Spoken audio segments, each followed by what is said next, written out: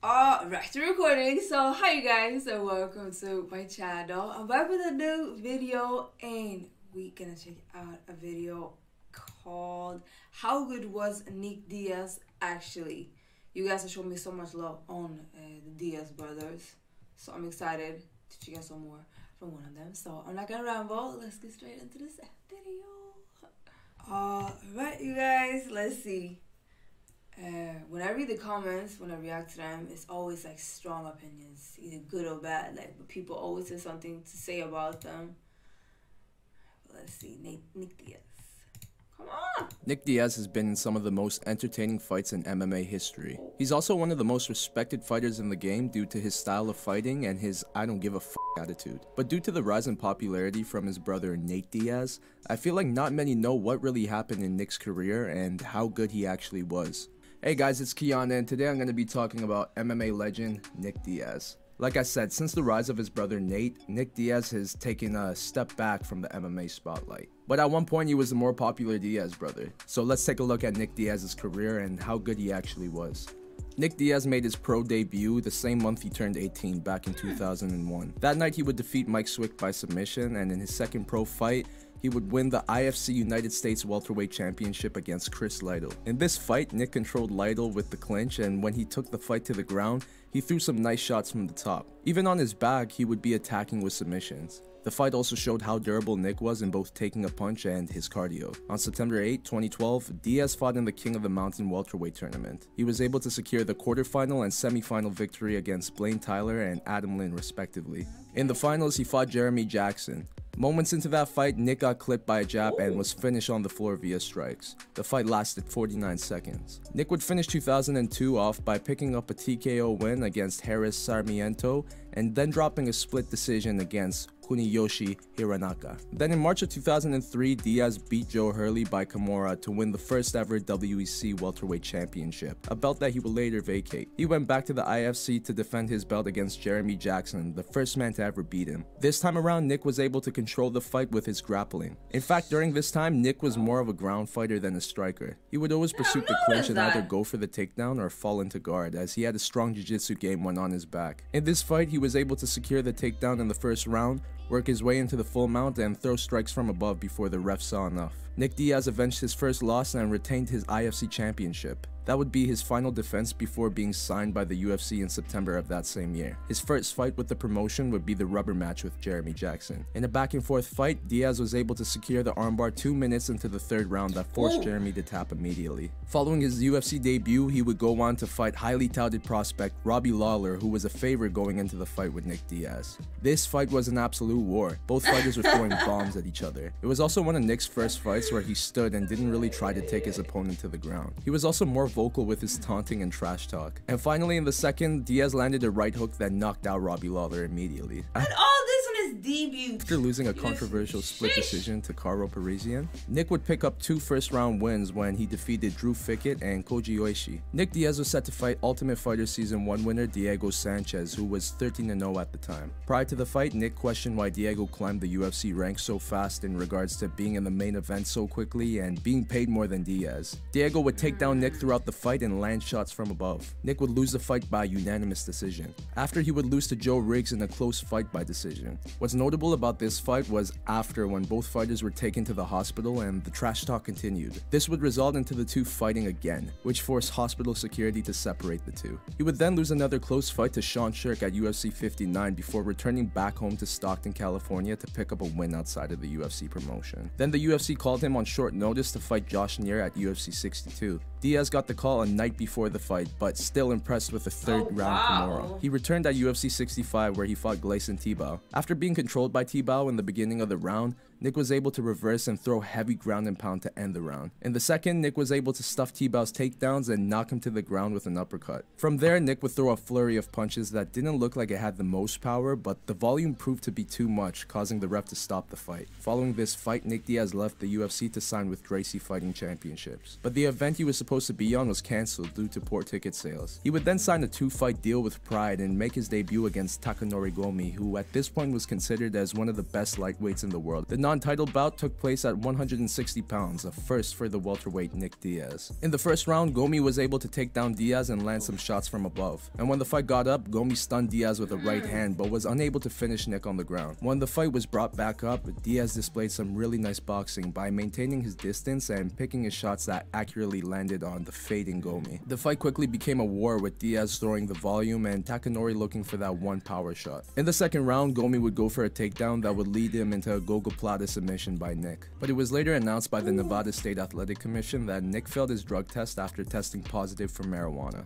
Commission Chairman Dr. Tony Alamo would say that the high amount of THC in Nick's system made him numb to the pain that he took in the fight. Diaz was fined 20% of his win money and the result was changed to a no contest. In 2007, Diaz signed with Elite XC and won his debut in a close fight against Mike Aina. His next fight was for the 160-pound title against KJ Noons. Diaz would land some nice shots and attempt some takedowns early into the fight, but Noons would stuff them, and on one of them landed a knee that cut Nick badly above his eye. The blood from the cut would get into the face of Nick, and Noons capitalized by landing a counter straight right that put Nick into the floor. But Diaz was still able to survive and even throw some nice shots until the end of the round. That's when the doctor looked at the cut more and decided to call the fight. Diaz was not happy and gave middle fingers to the doctor on his way out. Following this, Diaz fought Katsuya Inui in Japanese MMA promotion Dream. He would win the fight when Katsuya's corner threw in the towel after Nick was being really aggressive from the start with his striking and pressuring. Nick went on to fight Musin Corbry, who was 9 pounds overweight, on an Elite XC card in Hawaii. Both fighters threw nice combos against each other. The fight continued to prove that Diaz was so good at taking a punch. In the third round, Diaz took Musin to the ground and attempted an array of submissions before securing the mount and finishing the fight with strikes. In the main event of that same card, a victorious KJ Noons would meet with Nick Diaz in the cage to discuss the rematch. KJ Noons' father Carl would begin to press Nick, and after Nate Diaz threw a water bottle at Carl, a chaos would ensue. Nick and his team would leave the arena, giving middle fingers on the way out. Nick's last fight with the promotion was against Thomas Denny, which was in his hometown of Stockton, California. After Denny started the fight strong, Nick would take over by attacking with submissions and striking with lots of volume. Nick's striking at this point was so good because the combination of his accuracy and stamina would quickly change the fight's momentum to his favor. After an absolute beatdown, Diaz ended the fight early into the second round. This was Nick's last fight with the promotion because Strikeforce would acquire Elite XC, take its roster, and seize the company's operations. Could not be a ref this small. It'll be a cut! Cut! It's out! Finito! Before all this happened, Nick Diaz was scheduled to fight Eddie Alvarez. Imagine if that fight happened. Who do you think would have won? Anyways, Nick made his Strikeforce debut by headlining the card against former UFC light heavyweight champion Frank Shamrock. The fight was at a catchweight of 179 pounds. In the first round, Nick would take down Shamrock, attempt a submission, and throw irritating strikes from above. In the second round, Diaz turned up the volume with his striking, which quickly tired out Frank. At this point, the taunting Diaz would land a body shot that would drop Shamrock, where he would finish it by strikes on the floor. His next fight was against Scott Smith, and immediately Nick started strong and began trash talking. This set the tone for the rest of the fight, where Diaz would continue to throw a bunch of strikes. Scott Smith would rely on his power shots, and he did land some, but Nick seemed unfazed when they landed. Smith would attempt to take down Nick, but Diaz was effective in stopping them or popping back up when taken down. Diaz continued the pressure in the third, where he landed a nice liver shot that dropped Scott. From there, Nick would secure the rear naked choke. Diaz would go on to fight Mariusz Zaromskis for the inaugural Strikeforce Welterweight Championship. The fight was a slugfest from the start. Mariusz would land a left hand that dropped Nick, and it looked like it was going to be finished.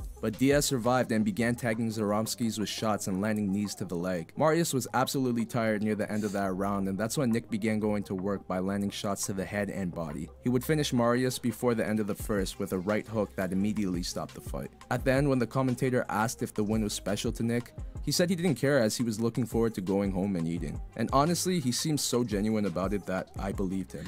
And I think this was a big reason people began liking Nick Diaz, was because it seemed like he didn't care about the fame or glory. He just wanted to fight because he liked it, he was good at it, and it made him money. In May of 2010, Nick would go back to Japan to fight Hayato Sakurai. Nick would quickly take Sakurai down and begin landing shots to the head and body. Eventually it got back up and Hayato landed a powerful right hand, but Nick didn't even buckle. Sakurai would go for a takedown of his own, but while on the bottom, Diaz would work his way into an armbar. After this fight, Nick Diaz was set to defend his Strikeforce belt in a rematch against KJ Noons. The fight was a 5-round war where both Nick and KJ stood toe-to-toe, throwing strikes back and forth. In this fight, Nick showed the high pressure he could place on his opponents regardless of getting tagged with shots. The momentum favored Diaz towards the end of the fight and was eventually awarded with the unanimous decision decision victory from the judges. In 2011, he defended his belt 2 more times. First defense was against Evangelista Santos, where after weathering the powerful kicks and punches, Diaz gained the momentum with his volume boxing that quickly tired out Santos. In the final 30 seconds of the second round, Diaz was taken down but immediately locked in the armbar off his back.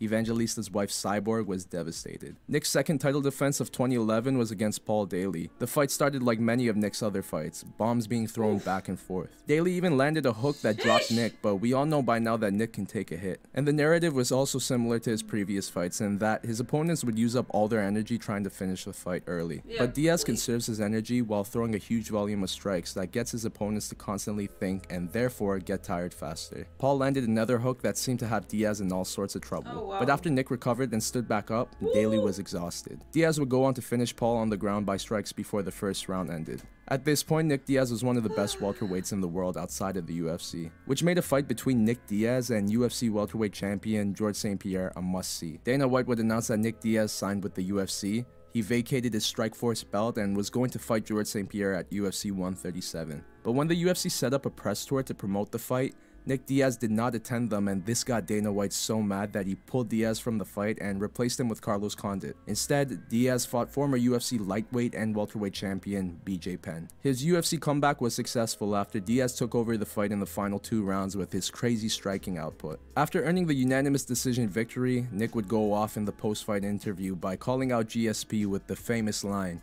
"Where you at, George?" And even though the fight between the two was set for UFC 143, St. Pierre pulled out due to an ACL injury. Instead, he fought fellow top contender Carlos Condit, who was supposed to fight GSP at UFC 137 for the belt, but the fight was cancelled after George pulled out from injury. After George's series of injuries, the UFC announced that the bout between Diaz and Condit would be for the interim welterweight championship. So the fight went down on February the 4th, 2012. The fight was super close, with Diaz pressuring forward for most of the fight, landing some nice combos that landed, and some may even argue made Condit run away. But Condit was countering with some nice combos of his own, and by the end of the fight, had more significant strikes landed. So depending on how you scored the fight, you either took into account Nick's pressure or Condit's significant strikes. Ultimately, Carlos Condit won the fight by unanimous decision, but many believe Diaz got robbed. Nick was so upset that he contemplated retirement after the fight. It was his first loss in 5 years. This fight spawned the meme Diaz 1, 2, and 5 in the MMA community in regards to the rounds people believed he won. A rematch between the two was supposed to happen, but Nick tested positive for marijuana metabolites. Diaz was suspended for 1 year and fined 30% of his purse from the fight. The year suspension kind of worked out in a way because after GSP came back to defeat and defend his belt against Carlos Condit, George requested that he defend his belt next against Nick Diaz, as that's what the fans wanted to see originally. The UFC agreed, and even though Nick was coming off a loss, he finally fought for the belt at UFC 158. The fight was huge, both attendance-wise, which was in Montreal, Quebec, Canada, the home of George St. Pierre, and in pay-per-view sales, which received 950,000 buys.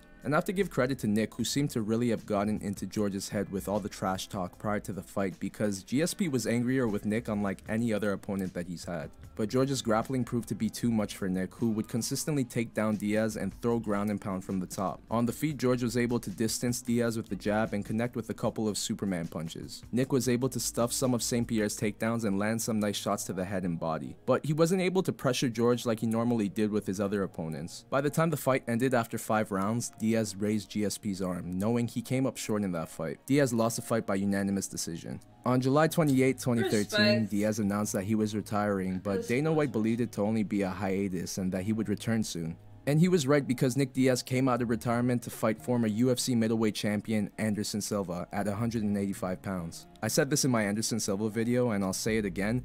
This was one of the weirdest matchups the UFC ever made. It was Anderson's first fight following a year-long layoff from his surgery, and Nick Diaz, who was coming off 2 losses and fighting for the first time in over a year and a half.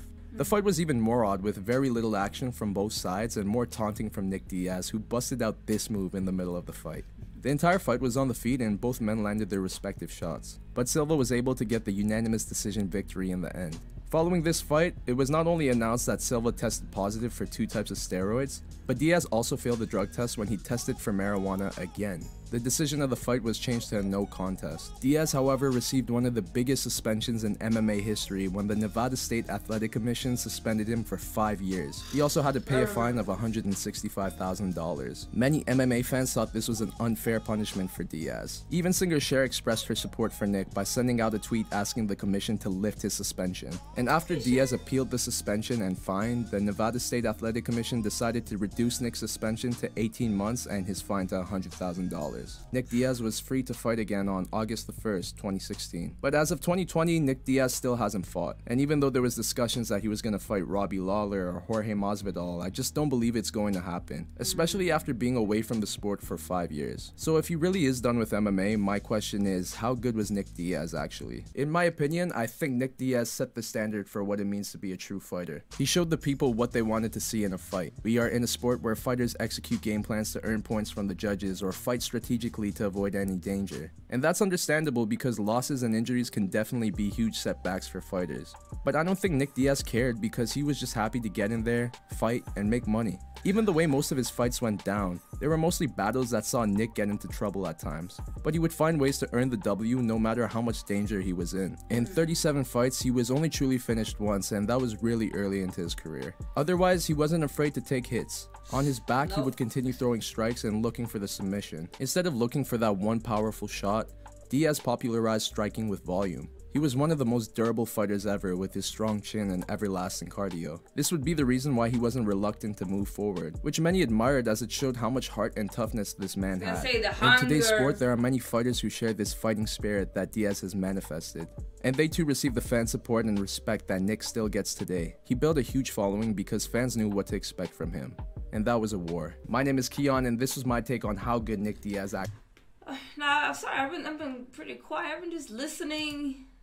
And I was thinking about those when he failing drug tests and stuff, and I was just expecting something more. And you know, it's not allowed. I think I had steroids or something. Like, that's crazy. And then compared to what he was, what they found and the punishment, it's just, I don't make the rules, but I definitely think that it's not fair. But